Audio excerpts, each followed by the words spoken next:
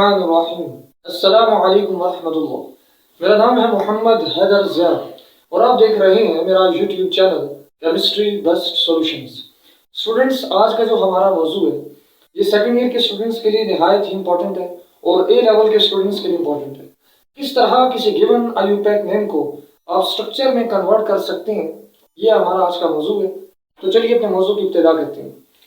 देखो वो स्टूडेंट्स, आपके सामने फार्मूला 3 मिथाइल हेक्सा 1,4 डाइआइन। सबसे पहले आपने किसी भी गिवन आईयूपैक नेम में दो चीजों को आइडेंटिफाई करना होता है। नंबर 1 पेरेंट चेन और नंबर 2 ब्रांच। यहाँ पे जो हेक्सा 1,4 डाइआइन वाला रीजन है ये मेरे पास पेरेंट चेन वाला रीजन है।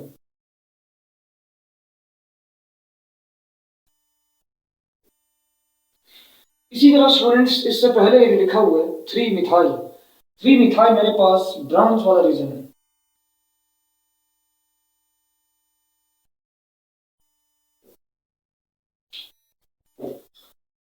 तो जब आपने किसी गिवन आईयूपैक नेम में दो चीजें आइडेंटिफाई कर ली, पेरेंट चेन और ब्रांच, उसके बाद सबसे पहले ड्रॉ करना है पेरेंट चेन को। लिखा हुआ है हेक्सा। हेक्सा का मतलब होता है यूनानी जुबान में 6, लेकिन केमिस्ट्री के अंदर हम हेक्सा से बड़ा 6 कार्बन लेते हैं। जब हम आईयूपैक नोमेनक्लेचर को पढ़ते हैं तो मैं 6 कार्बन एटम तरतीब से लिखूंगा।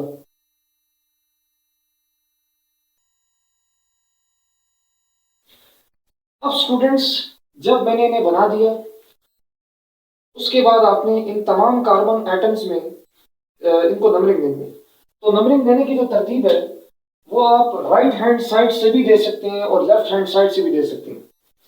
जैसा कि यहाँ पे लेट अस सपोज मैं कहता हूँ कि मैं लेफ्ट हैंड साइड से नंबरिंग दे रहा हूँ, तो ये मेरा पहला कार्बन है, ये दूसरा, ये तीसरा, चौथा, पांचवा, छठा, ये मैंने नंबरिंग दे दी। लिखा हुआ है 1 और 4 और साथ लिखा हुआ है डाइआइन। याद रखना है आपने, केमिस्ट्री के अंदर जब भी सफिक्स YNE आइन या आपको लिखा हुआ नजर आएगा तो आपने समझ जाना है कि वहां पर दो कार्बन्स के बीच में ट्रिपल कोवेलेंट बॉन्ड मौजूद है। ये बेसिकली इस बात को रिप्रेजेंट करता है। तो लिखा हुआ है डाई, यानी जो ट्रिपल बॉन्ड है बिटवीन टू कार्बन एटम्स वो 2 मरतबा रिपीट होगा। कहां कहां पे? 1, यानी पहले और दूसरे कार्बन पे रिपीट होगा। 1 है ना, 1 ये पहला कार्बन है तो पहले और दूसरे के बीच में रिपीट होगा।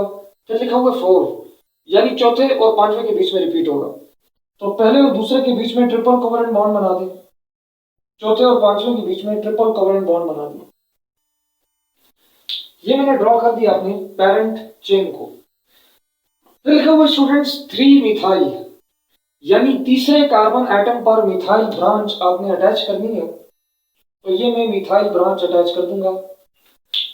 अब मैंने अपना जो ओवरऑल पूरा का पूरा आईयूपैक नेम है उसे स्ट्रक्चर में लिख दिया। फाइनली सबसे आखिर में आपने करना क्या है, जितने भी कार्बन एटम्स हैं उनकी जो वैलेंसी है उसे सेटिस्फाई करना है। हम जानते हैं कि कार्बन 4 कोवेलेंट बॉन्ड्स बनाता है ऑक्टेट की कंप्लीशन के लिए, तो आप बना देंगे। वो बॉन्ड बनाने किसके साथ है मैं बता देता हूँ। यहाँ पे पहले जो कार्बन नजर आ रहे हैं इनके बकिया बॉन्ड्स इनके बीच में सिंगल बना दें, single bond, single bond, single bond. अब आपने जो बकिया बॉन्ड रह गए वो हाइड्रोजन के साथ बना देंगे। तो ये बॉन्ड बन गया इसका हाइड्रोजन के साथ इस कार्बन का। अब इसके 4 बॉन्ड पूरे हैं, दूसरे कार्बन के 4 बॉन्ड पूरे हैं, तीसरे कार्बन का चौथा बॉन्ड बन गया हाइड्रोजन के साथ, ऑक्टेट कंप्लीट। चौथे कार्बन का भी ऑक्टेट कंप्लीट है और पांचवे का भी, क्योंकि दोनों ने 4 बॉन्ड बनाए हुए।